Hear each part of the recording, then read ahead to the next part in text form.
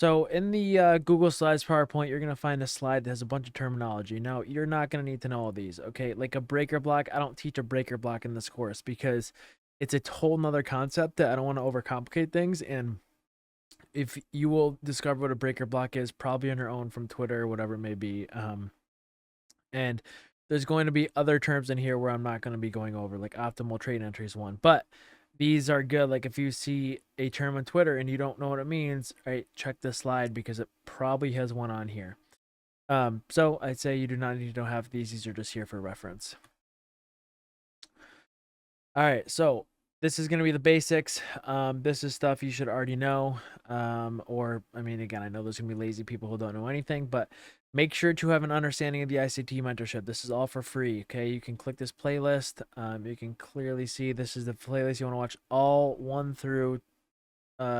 videos 1 through 41, okay? You can see I've watched about half of these. I actually watch them on another account, so I think these were when I rewatched some of them. But make sure you watch this playlist. All right.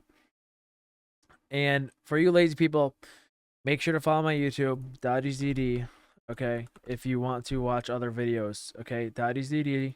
Okay, this is me. All right, watch these videos. These are all free. T Trades. T Trades is like he's like my number one recommendation. T Trades. This is him right here. Really simple videos, really short.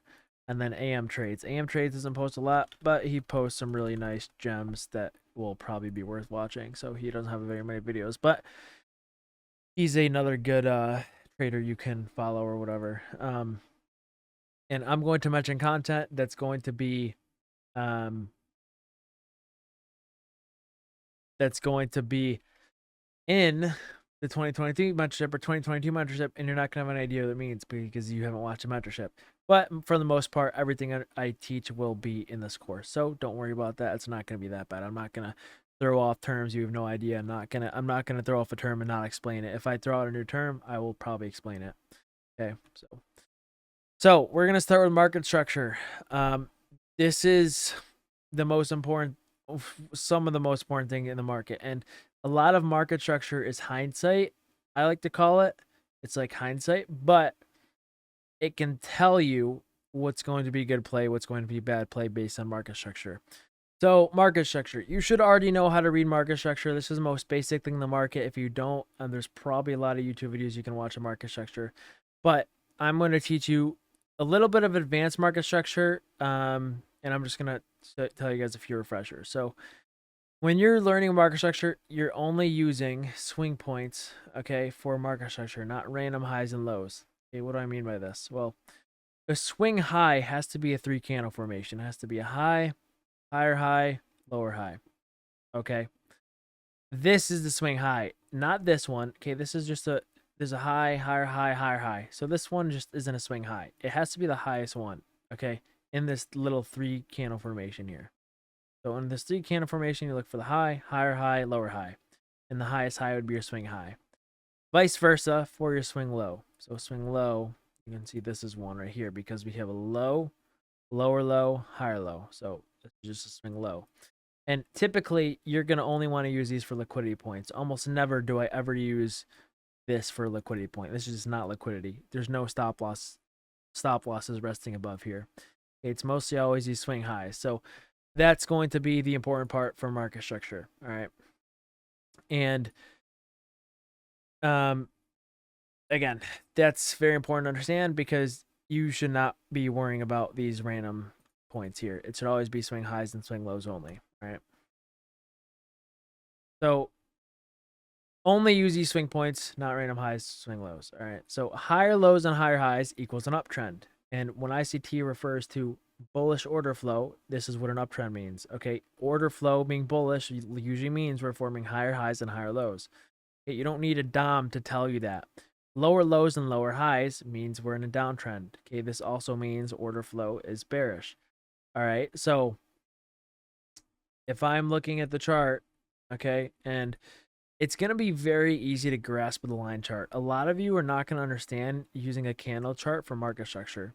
You'll understand if I go to a line chart. Okay, so if I go to a line chart, you can see all like the really obvious swing points. So you can kind of see it. So it would be here, here, here, here, here, here. Okay. These are like the most obvious ones that I see. Okay. That.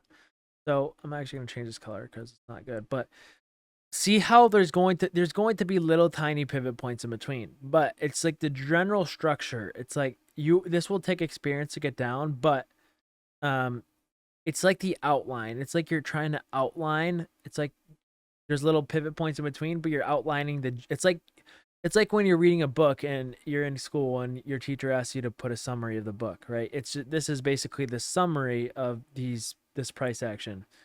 Okay. So this is the important part to realize. And here a lot of these are making lower low here, lower high, lower low, lower high. This makes a higher high, but then we just make a lower high again. Okay, lower high, lower high. So see how you can already tell order flow is very bearish here, and that's just because of the market structure, right? And you don't need to be you don't need to be rocket scientist to tell you that, all right? So in this slide, I kind of just show this is a swing high, not this one, not this one, not this one, not this one. Okay, it has to be a high, higher high, then lower high. So here's our high, higher high, lower high. Okay, this is just a little refresher. Okay, and these are your important points, not these. These are not important. So this is an uptrend, obviously, because we're making higher lows and higher highs. Okay. So you can see higher low, higher low, higher high, higher low. And you're probably gonna be like, well, what if we make a higher high, higher low, then a lower low, but then a higher high? Well, that means higher time frame is probably bullish. So for example, what do I mean? Well, if you go to this chart, all right, see how we make a lower low here or a low here, and then we end up breaking it right here, but then we just keep going higher. Okay, well, what does this mean? This means we're probably holding another higher low, which you can see we are. So what I call this is you're going to have to combine this with fair value gaps because you're not going to understand this. But market structure is important to understand because if you cannot combine this with fair value gaps, you're not going to understand this. But likely this is probably a fair value gap we're holding. So it doesn't matter if we break this low because we're still in order flow. The order flow is still bullish because we're just holding a fair value gap here. Okay.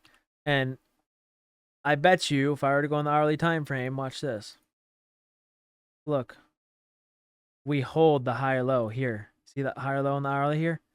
We hold it. See that?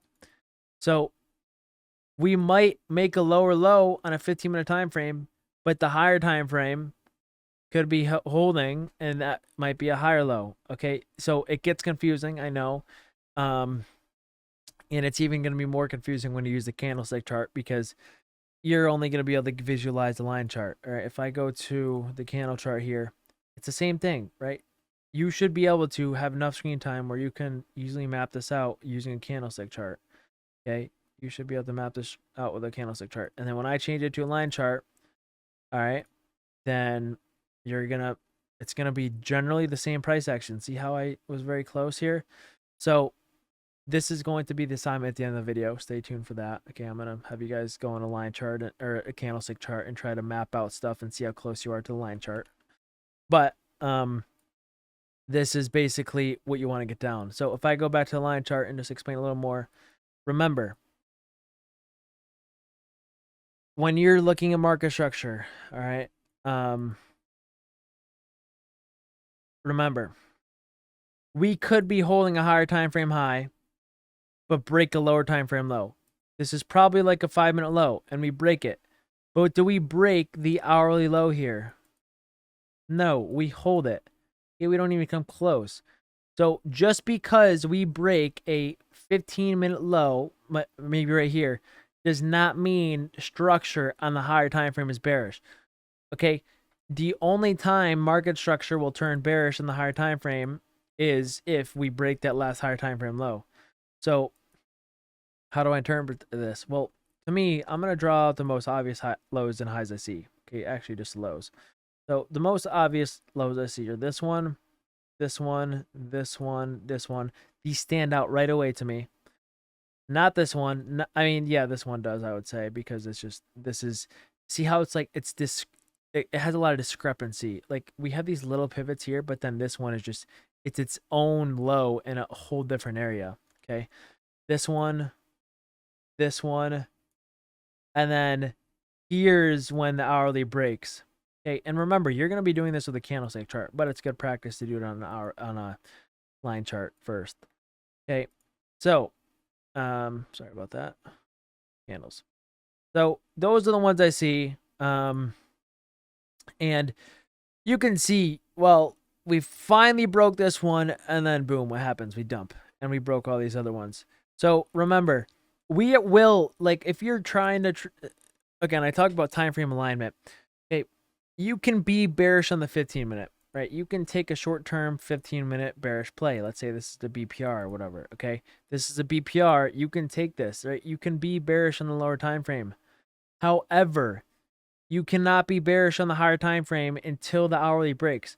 So if you're ever shorting a play, okay, make sure if you're shorting in the 15-minute, okay, make sure that you know or understand that the hourly can still have a higher low that we might not break.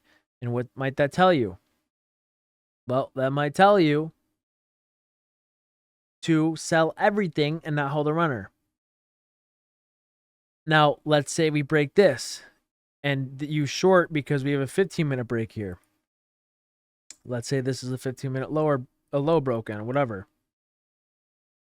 And then you see this hourly break.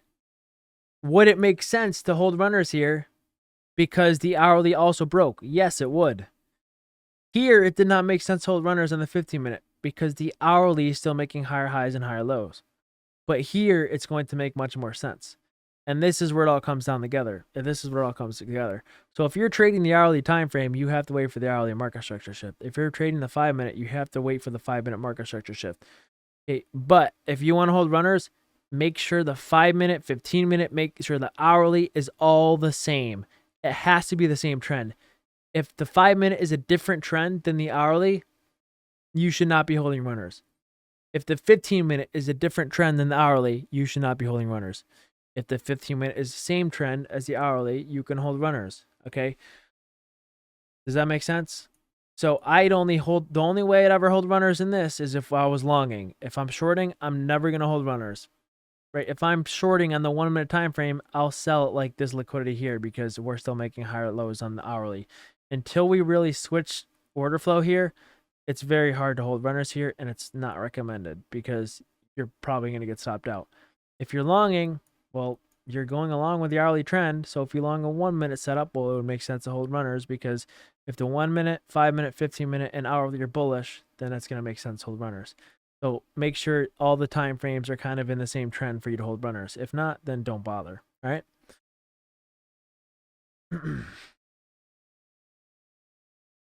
Again, same thing, lower lows and lower highs. I just kind of went over. An example on the chart would be, let me just go on one real quick. Example of the chart would be something like, this is obviously very bullish. This right here. Okay, so we make a very obvious higher low here. I'm looking for the obvious one. So here. I wouldn't really consider this one because I would consider here, and then here is the last obvious one. And then you can see we finally break this one right here, retrace and reject, and that gives us our little downtrend here. Okay, so again, this is just a downtrend because we're clearly making lower highs, lower high here, lower high here, lower high here. This is probably a fair value gap if I had to guess or something. And we're obviously getting lower lows as well. Lower low here, lower low here. So this is a downtrend. All right. So ICT says that if we break a higher low, that could be a market structure shift. Okay. Now, he doesn't really talk about candle closure. So this is actually something that I disagree with ICT. He says that if we get it, this can be your market structure shift. Okay. He says in his videos. Now, this is fine. I have seen this work. However, I think for a market structure shift, I think a candle close or a candle close below or above a high is much better for a market structure shift. Okay, so I think that it's more confirmation. Okay, and just from experience, it works much better for me. Okay, you can use, I can, let me, if I go back here, you can use this, but you must be very, very confident on bias to not wait for a candle close. Candle close is what I prefer, and that's just, again, what I prefer. So if I go back to the chart here, all right, and I go back to a candlestick chart, let's see if I can show you what I mean. All right. So let me see if I can find an example. All right, right here. So right here, we don't get a close above this high. Therefore, it's not a, this is actually would be a break of structure, not a market structure shift, because the market's already uptrending. All right. But you can see here, we get a close below this low. So we get a close below the last higher low. And because of this close, and because we close below it, I would consider this my market structure shift. See how that works? All right. So your market structure shift is when the candle closes below, and it works because we come back up, and obviously price rejects this fair value gap. I'll not consider this a break of structure to the upside because the candle does not close above it. You can even see right here what happens. Price just does not want to go above this high, and the candle does not close above it, and we end up rejecting. All right. But then here, we close above this last high, and you can see once we close above it here, the market just keeps going up. All right. So you can clearly see in this example, it's much more objective to, okay, this is definitely bullish. All right. Same thing with here. This is the last higher low on this time frame in the 15-minute. But does the market close under it? Absolutely not. It does not. And you can see we don't end up going to the next low. Well, why? Because to me, a close below this low is not as strong as a market structure shift. I typically want to see a close below a low, okay, or a close above a high. And you're going to see this does make sense because if we hit this buy side level here, so it does make sense for us to go hit this low. However, does it really make sense if we don't close under this? No, because it's not as high probability, and it's just not as strong. And if we don't get a close, it's just not strong at all. Okay. So I've also found that I prefer if we take out the low that made the high. So this is going to be a little confusing. So if we take out the low that made the high or the high that made a low, this is better for a market structure shift. And this is basically called the manipulation leg. So if we don't have a manipulation leg, and I'll show you what it is in a minute, it's definitely lower probability. And what this manipulation leg does is it actually stops out retail traders, and we are retail traders, by the way. So it's better in my opinion. All right. So here is an example of a manipulation leg. Okay. Now, before I actually go over this, I'm going to draw a little manipulation leg here. All right. A manipulation leg, I'm going to just go up here real quick, will look something like this. All right. So higher low, and then higher high. See how we make this higher high here? And then we break that low that made the higher high. And that's this leg right here is your manipulation leg. Because we're manipulating one last time above a high and then going down and changing structure shift. So this is your manipulation leg. And typically you want to see this. Well, you're probably wondering, what would not a manipulation leg be? No manipulation leg would look like this. This is no manipulation leg. This is a manipulation leg. Okay, this leg right here, all right? And I just prefer seeing that. So in this example here, again, like I said, I preferred that if we take out the low that made the high, that would be a better market structure shift. So this is a good example of a bearish market structure shift because you can see price takes out the high, which is a manipulation leg, and then we take out the low. Okay, this is the low that made this new high. See how that works? So this is the low that made this new high, and then we took it out, and not only did we take it out, but we closed under it. And that's what I like to see for a market structure shift. I like to see it close under. Okay, and this is pretty good displacement below the low. It's not some like weak break. It's a strong break. So the red line is a manipulation leg. This is a bad example of a bearish market structure shift because we took out the low we took out did not cause this price leg to take out a swing high. So here's the swing high right here. Okay, you can see this is the swing high. We did not manipulate above this high and take out the low that made a high. So see this low right here? This low did not make a new high. This low was the one that did not make a new high either. The high of price is here, and there's not any swing low that we took out that's really obvious that caused us to make this low. That's probably down here off the screen. So in this example, there's no manipulation leg because we never took out the swing high. Okay, there was no low that ever took out a swing high here that we broke. Okay, and the other reason is this candle, did we close under this? No, we didn't, right? So this is just not a good example because price did not close under this, making it a weak market structure shift, even if it was trying to be one, all right? And it's just not good displacement. And typically for market structure shift, you want to see decent displacement below a low. Okay, so there's no manipulation leg, and we don't get a close below. Okay, this is a good example of a bullish market structure shift because we take out the low. Okay, we take out this low, and the market structure shift we get, we break the high that made the new low. So we have our swing low here. We make a new low, and we take out the high that made that new low. Okay, so hopefully it's clicking now, but we take out the high that made the new low.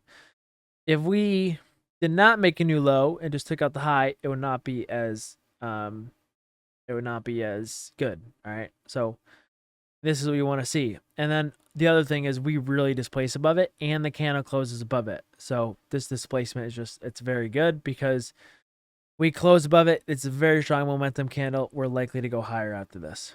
Okay. This is another bad example of a market structure shift because, again, we do not close above this high, and we also fail to take out a swing low here, and then don't just fail to close above this high.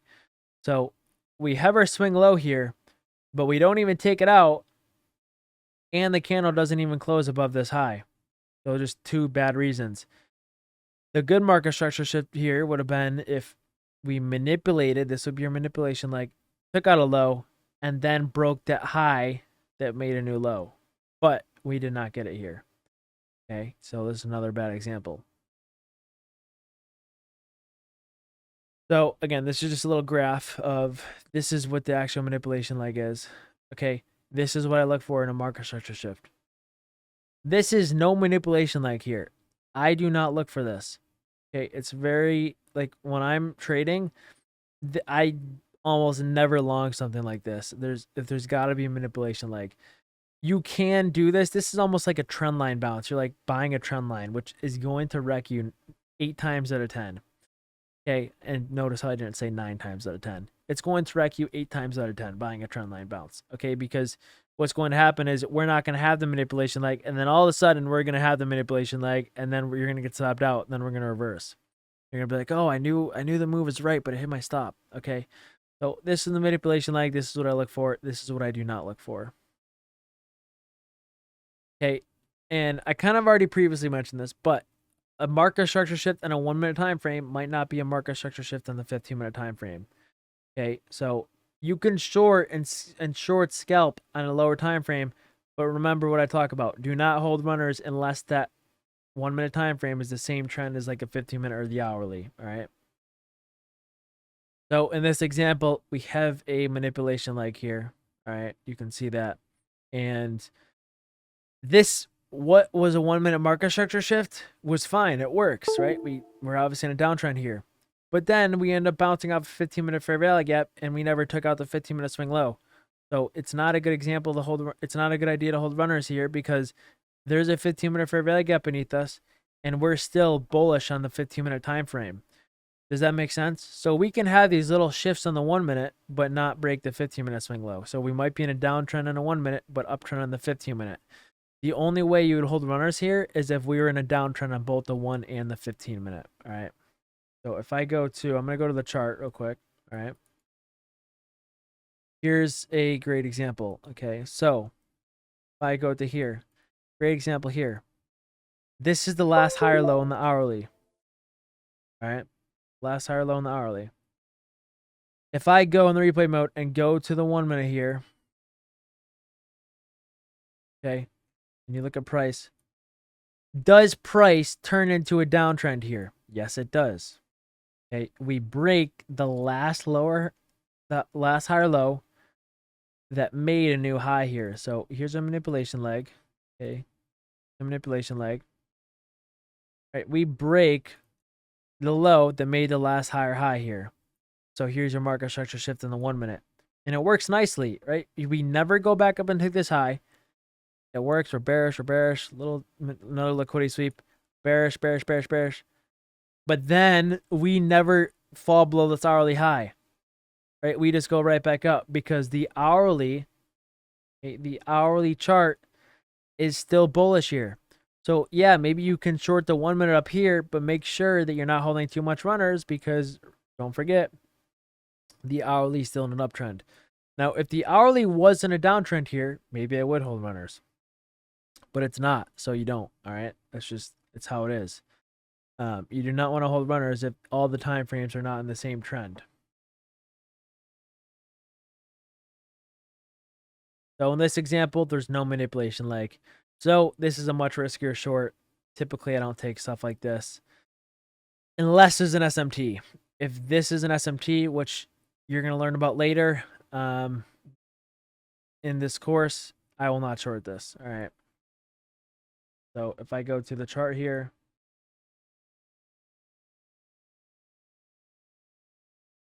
right here, okay, we get a higher low, higher high.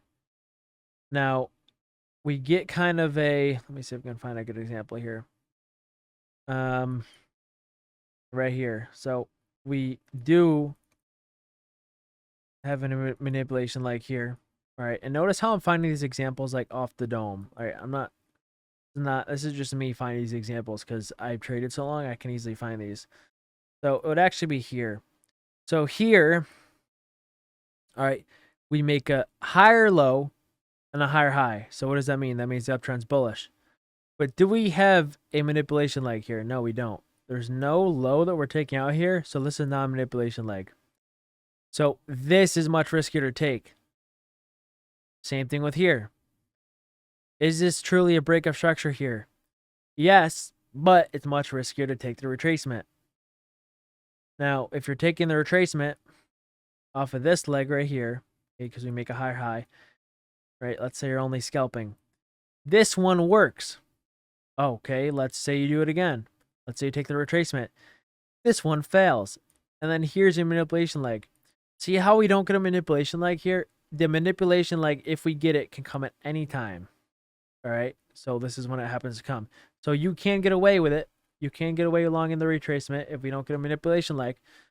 But it's much riskier. All right? You ideally want to see a manipulation leg. All right? So market structure, speed and displacement, and a candle close above it or below a swing high is the best possible market structure shift you're going to get. So you want to see speed, you want to see displacement, and you want to see a candle close. Okay, all three are very good.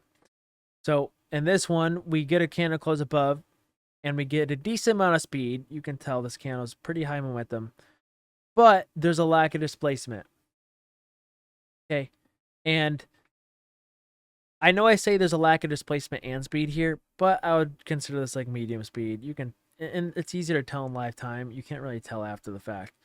But lack of displacement equals I do not trust this retracement along. Okay, same thing with here. All right. We never even close above this candle. There's not really too much displacement above this high, so I do not trust the retracement along. And this one, you can tell there's a lot more speed. There's a lot more displacement above this high. So I'm more willing to long the retracement if we get it. All right. It's just, this is speed. This is no speed and displacement. It's very easy to tell. You can tell by the candle and how big the candle is. And I do have a little way of measuring displacement. So I use the Fibonacci tool to draw the range we break. Okay, and I'm not going to actually, I'm going to show you guys how to do this. I'm not going to read this at all.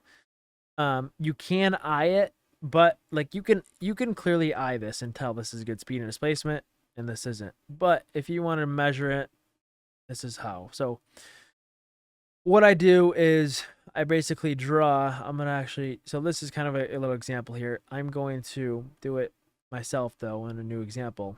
But here you can see I draw a fib from the previous range, and then I move that same range I draw up to the new range we make. And if price comes over that 0.5 of what this previous range was measured at, I consider this good displacement. So here's, I draw from here to here, and then I just duplicate it and then draw it again. Okay, so that's that. Now, in this example, here's the previous range. Here's us breaking that previous range. But do we break the 0.5? No, we do not. All right, we clearly do not break the 0.5 here. All right. So if I go to the chart to show you guys an example, all right.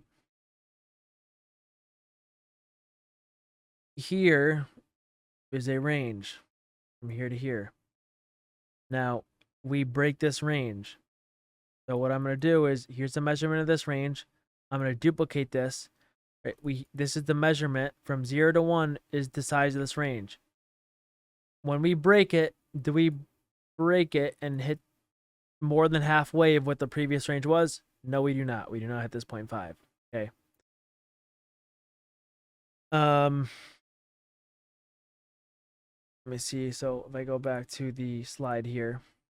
All right.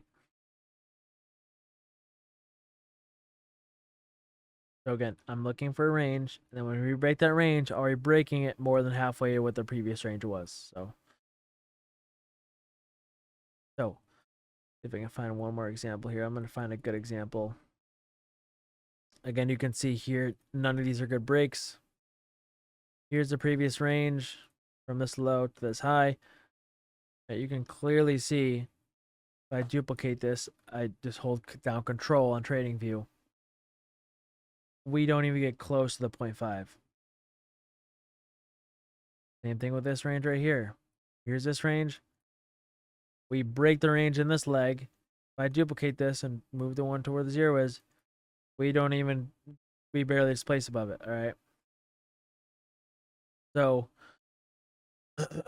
right here, let me see if we can find a good example here. So, right here,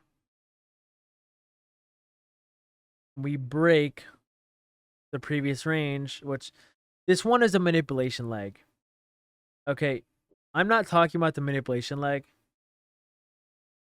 This is not a manipulation leg. This is just a previous range, like a break of structure. Okay, I'm gonna go over what the difference between a break of structure and market structure shift is, but it cannot be a manipulation leg for this. A manipulation leg, you don't need to break that 0.5.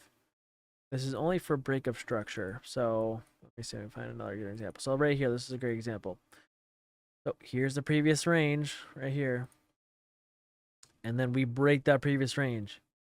And where do we kind of start to slow down? Up here. So I'm going to duplicate it, draw it up here.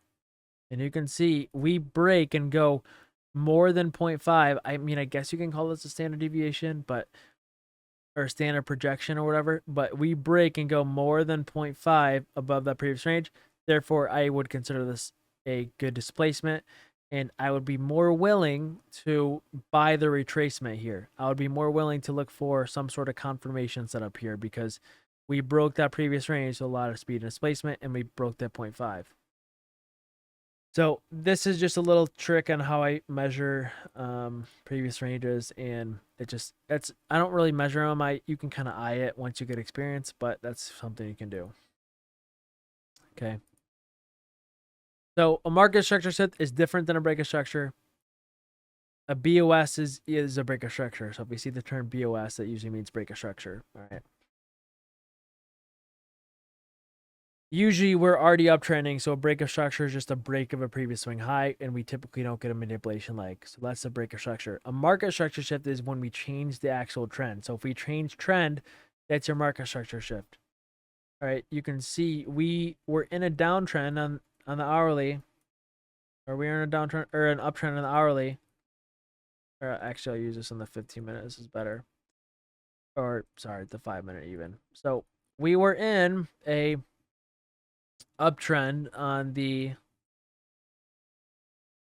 5 or 4 minute chart. This is the 4 minute chart, but we're in an uptrend, and then we kind of make this higher low here, and then what happens? We break that last higher low, and now that's your market structure shift, and then we get more downside. So we break the last low that made the new high here. So this is the last low that made the new high. And we break that. So now I would consider us in a downtrend. And that's a market structure shift versus a break of structure would just be like this. This is a break of structure breaking over this high because we're already in an uptrend at this point. All right. This is not a break of structure, or this is not a market structure shift, because how is the market shifting if we're already in an uptrend? We are not. So just remember this. And if you see the term CHOCH, CHOC, this is just a Forex term other people use. I hate this term. It's just too long, and just, yeah, break of structure and market structure shift is what I use. And it's the same exact thing as a market structure shift or market structure break. These are just different terms you might see from, all right? So here you got a market structure shift because we're in a downtrend, right? But here, this is when we reverse. So is this really a market structure shift? No, we already got the market structure shift here, all right? We already kind of did it here. So this is only a break of structure. So that concludes the market structure shift section. Let me know if you guys have any questions as usual. Again, there's a lot to take in there, but your assignment for the end of this market structure shift and market structure in general slides are this. Your assignment is to go on a candlestick chart and draw the most obvious structure. So like here, what you think is the obvious structure, and then go on a line chart and see how well it lines up. Does the general area or general lower high line up? Okay, and do this 3 different places. So I want you to do this for 3 different days in 3 different areas.